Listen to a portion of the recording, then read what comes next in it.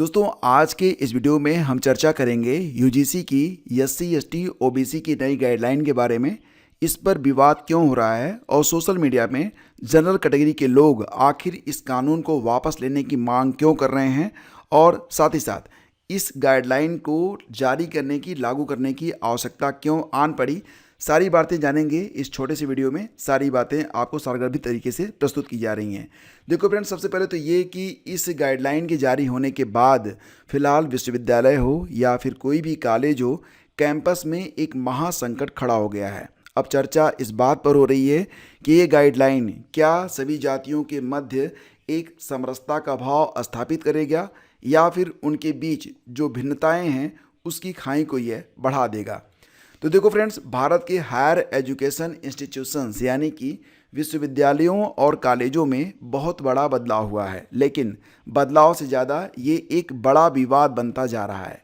UGC, जैसा कि आप जानते हैं, यूनिवर्सिटी ग्रांट कमीशन ने promotion of equity in higher education institutions regulation act 2026 को नोटिफाई कर दिया है।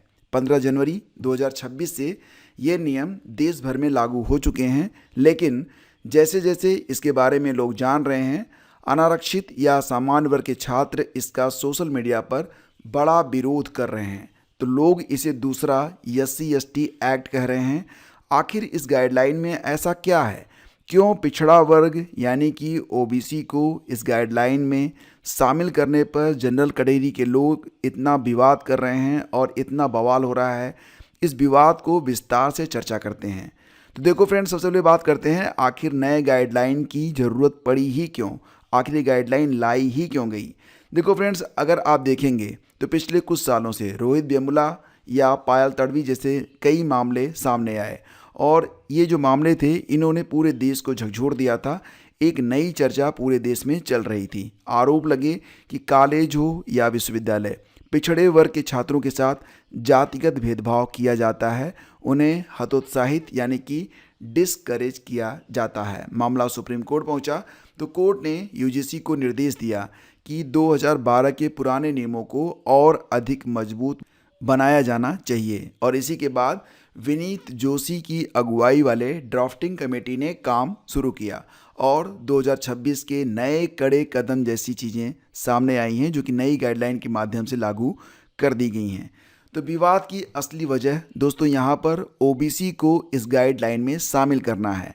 अगर आप देखें तो यूजीसी के शुरुआती नियमों में केवल एससी एसटी स्टूडेंट्स की सुरक्षा की बात कही गई थी, लेकिन जब दिग्विजय सिंह की अध्यक्षता वाली संसदीय समिति ने समीक्षा की तो उन्होंने कहा कि पिछड़ी जातियों को भी व्यक्तिगत भेदभाव में शामिल किया जाना चाहिए। सरकार ने ये सिफारिश मान ली। अब विवाद ये है कि जनरल कैटेगरी के स्टूडेंट इसे असंतुलित, अबैलेंस्ड बता रहे हैं। उनका कहना है कि ओबीसी को शामिल करने से इस कानून के दुरुपयोग की संभावना कई गुना बढ़ गई है। तो फ्रेंड्स, जनरल कैटेगरी के लोग नाराज़ क्यों हैं इस कानून से? तो देखो दोस्तों, बात ये है कि जनरल कैटेगरी के लोग कह रहे हैं कि ये जो कानून है वो एक तरफा है। जनरल कैटेगरी के लोग इसका विरोध 3 बिंदुओं पर कर रहे हैं। पहला बिंदु है झूठी शिकायत पर सजा नहीं, यानी कि फाइनल नियमों में झूठी शिकायत करने पर जुर्माने का प्रावधान हटा लिया गया है। इस तरह चिंता जताई जा रही है कि एक झूठा आरोप किसी का भी कैरियर बर्बाद कर सकता है। दूसरी बात, एक तरफा सुरक्षा। अगर जनरल कैटेगरी के स्टूडेंट के साथ कोई भेदभाव होता है तो इन नियमों के तहत कोई सुरक्षा उसे प्राप्त नहीं होगी। और तीसरी बात कि विरोध करने वालों का ये भी मानना है कि यह नियम जनरल कैटेगरी को पहले से ही यहाँ पर दोषी मान लेता है, जबकि पिछड़ा वर्ग एससी एसटी को ये पीड़ित मान के ही आगे चलते हैं। तो ये 3 बिंदु हैं जिसके आधार पर जनरल कैटेगरी के लोग इस गाइडलाइन, इस कानून का विरोध कर रहे हैं। तो आखिर दोस्तों, इक्विटी कमेटी की ताकत और सख्त नियम क्या बनाए गए हैं? देखो फ्रेंड्स, इस गाइडलाइन के तहत अब हर कॉलेज या विश्वविद्यालय को एक इक्विटी कमेटी बनानी होगी। इस कमेटी में आधे से अधिक सदस्य एससी एसटी ओबीसी फीमेल या दिव्यांग होने चाहिए। किसी शिकायत पर 24 घंटे के अंदर पहली कार्रवाई, पहला एक्शन लेना होगा और पूरे मामले की जांच 7 दिनों में पूरी करनी पड़ेगी। अगर कोई संस्थान ऐसा नहीं करता है, इन नियमों की अवहेलना करता है, तो उसकी मान्यता जा सकती है या फिर उसकी जो फंडिंग यूजीसी के द्वारा होती है उसको रोका भी जा सकता है।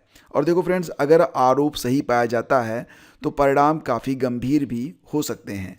अगर मामला हल्का फुल्का है तो वार्निंग या काउंसलिंग की जाएगी, या फिर अगर मामला थोड़ा सा भी यहाँ पर और अधिक दिक्कत वाला हुआ तो भारी जुर्माना, सस्पेंशन, हॉस्टल से निकाला जाना या फिर नाम काट के भी निकाला जा सकता है।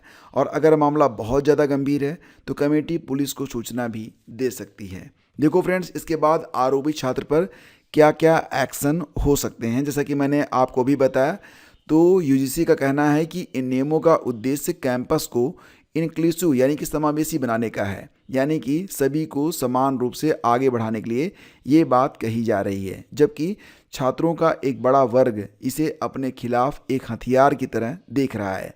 संसदीय समिति द्वारा 8 दिसंबर 2025 को सौंपी गई रिपोर्ट और 15 जनवरी 2026 को इसके लागू होने के बीच का सफ़र काफ़ी उथल पुथल भरा रहा।